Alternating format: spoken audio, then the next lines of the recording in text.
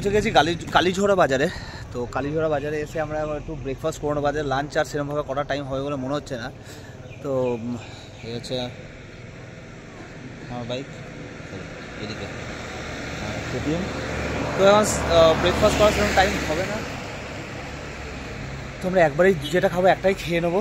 খেয়ে এখান থেকে আমরা বেরিয়ে পড়বো, এখান থেকে আমরা বেরিয়ে পড়বো। মোটামুটি আমাদের 86 কিলোমিটারের মধ্যে প্রায় 20 কিলোমিটার কাছাকাছি কভার আপ করে নিয়েছি আমরা, আর বাকি আছে 60 কিলোমিটার। তো চেষ্টা করছি আমরা ডাইরেক্ট গিয়ে হোমস্টে। প্রথমে ভেবেছিলাম যে প্ল্যান ছিল আমরা প্রথমে বাইরের ইয়েগুলো দেখে নেবো, সাইড পয়েন্টগুলো যেগুলো আছে ভিউ পয়েন্টগুলো সেগুলো দেখে নেবো, দেখে নিয়ে তারপরে যাব হচ্ছে হোমস্টেতে। বাট এখন আর সেই টাইম হবে না, আমরা ডাইরেক্ট এখন হোমস্টে থেকে উঠছি। হোমস্টেতে উঠে জায়গাটা দেখি কেমন, তারপরে আমরা ওখান থেকে বেরোবো। সঙ্গে থাকবো আমাদের সঙ্গে, আমি তোমাদেরকে আপডেট দিতে থাকবো সবাইকে।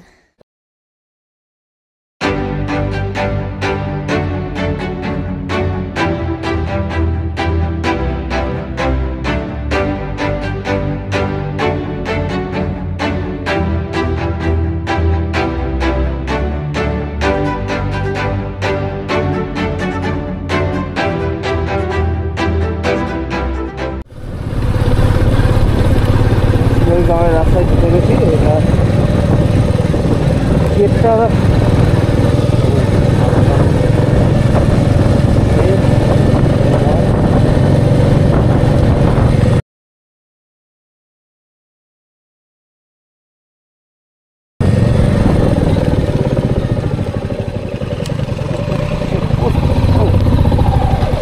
যত সম্ভব বাইকে তো না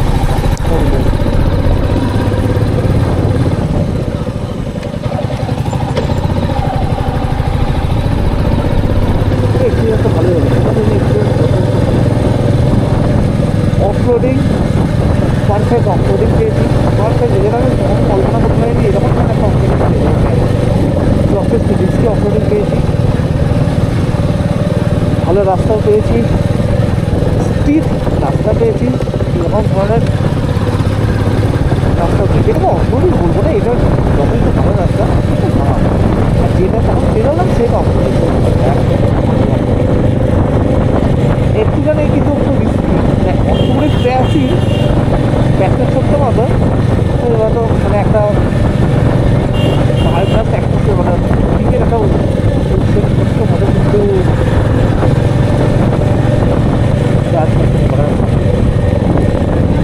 এখানে কিন্তু ইয়ে থাকে মানে লেপার্ড আর কলার যে গল্পগুলো থাকে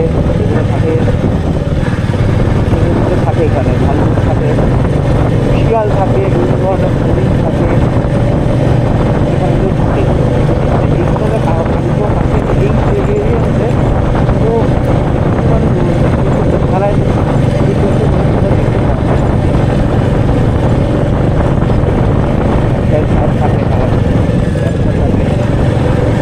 এখানে একবার কিছুদিন আগে একসাথে দেখাও গিয়েছিল এক জায়গায়, এবারে বেরিয়েছিল যেরকম রাস্তা ধারে একটা। তো সেটা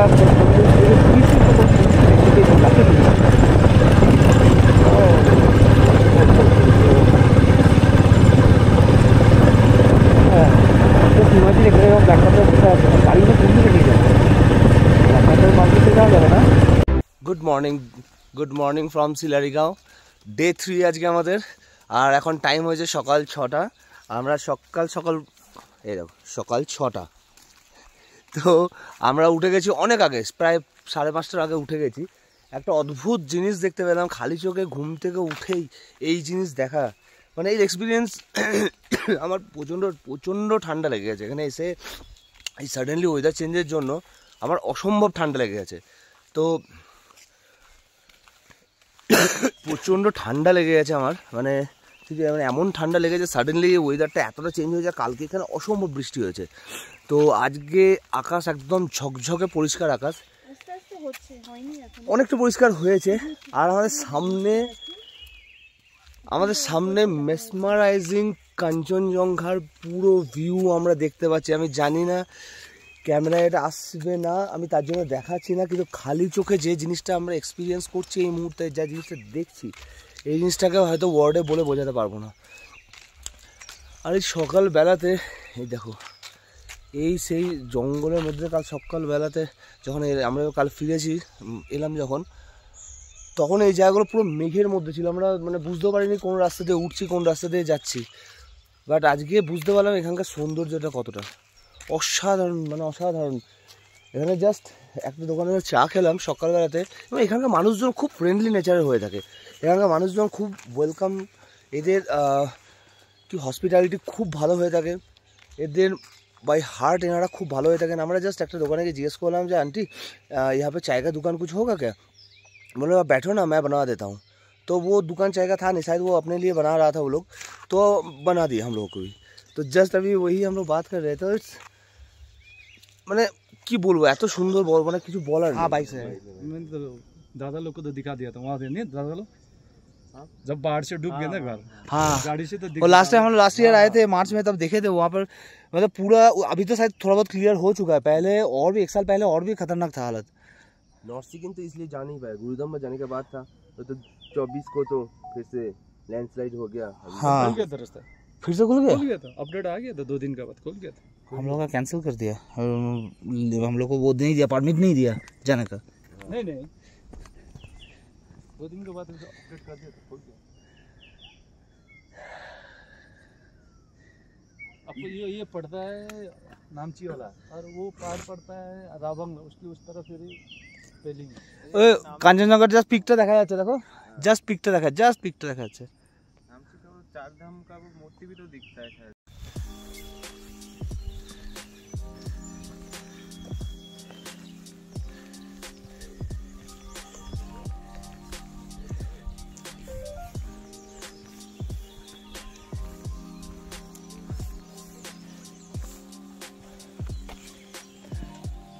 এইটা আমরা মনে হচ্ছে লাল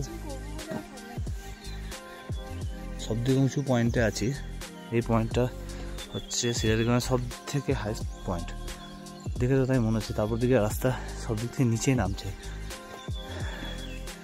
এতে পুরো গ্রামটাই দেখতে পাওয়া যাচ্ছে। এই গ্রামটা এখান থেকেই শুরু হয়েছে, মোটামুটি শেষের মধ্যেই। গোটা 50-60টা বাড়ি নিয়ে গ্রামটা। ওখানে একটা রিসর্ট মানে তৈরি হচ্ছে।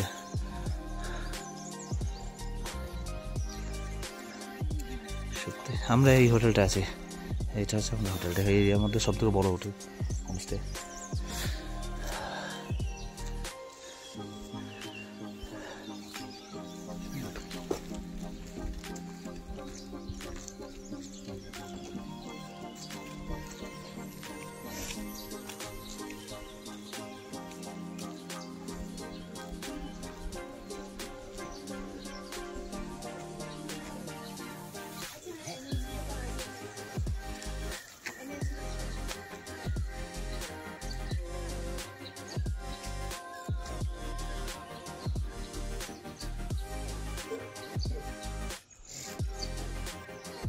নিস্তব্ধ শান্ত পরিবেশ একটা। এই গাছটা কত পুরনো তা ঠিক নেই, কত বছর এইসব গাছগুলো দাঁড়িয়ে আছে, কয়েকশো বছর ধরে। মানে একটা গাছের হাইট 5-6 তলা বিল্ডিংয়ের ওপর, বড় তো কম না। সব পাইন হোক, হ্যাঁ হ্যাঁ।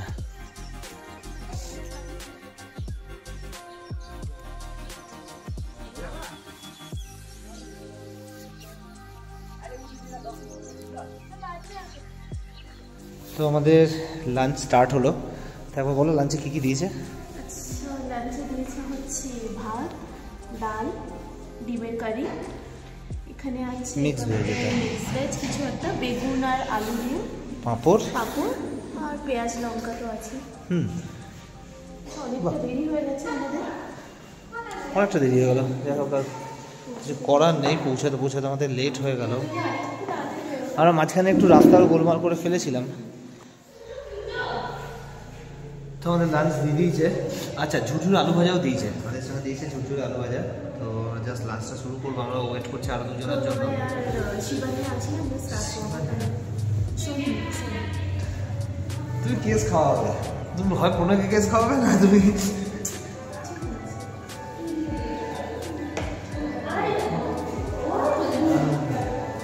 দেখো একজনের সঙ্গে আপনাদের পরিচয় করে। कैमरा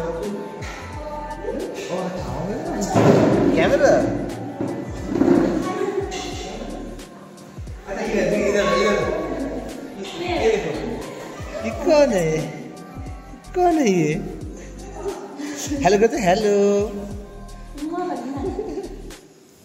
ये হচ্ছে এখানকার কিউটি, এটা আমাদের এখানকার কিউটি। অনেকক্ষণ ধরে আওয়াজ পাচ্ছিলাম কিন্তু দেখতে পাচ্ছিলাম না, তো তারপরে আমাকে দেবলীনা বললো ওখানে ডান্স করছি, ওইখানে ডান্স করছে কিন্তু এখানে আসবে না, কাছে চুপ করে যাচ্ছে। এইটা হচ্ছে আমাদের হোমস্টে, যে হোমস্টেটা আমাদের বুক করে দিয়েছে চ্যাটার্জি ট্যুর অ্যান্ড ট্রাভেলসের তরফ থেকে। Thank you so much Chatterjee tour and travels. মানে আমরা রাইড করতে বেরিয়ে আমরা এই টেনশনটা রাখতে চাই না যে যাব হোটেল খুঁজবো, রেট নেগোশিয়েট করব, কথা বলবো, সেজন্য আমরা পুরোটাই প্যাকেজে বুক করে নিয়েছি। তো এই প্যাকেজটা সত্যি এত অ্যাফোর্ডেবল প্রাইসে এত সুন্দর প্যাকেজ করে দিয়েছে, যারা রাইডার্স, যারা রাইড করো অথবা যারা এমনি নর্মাল ট্রাভেল করো,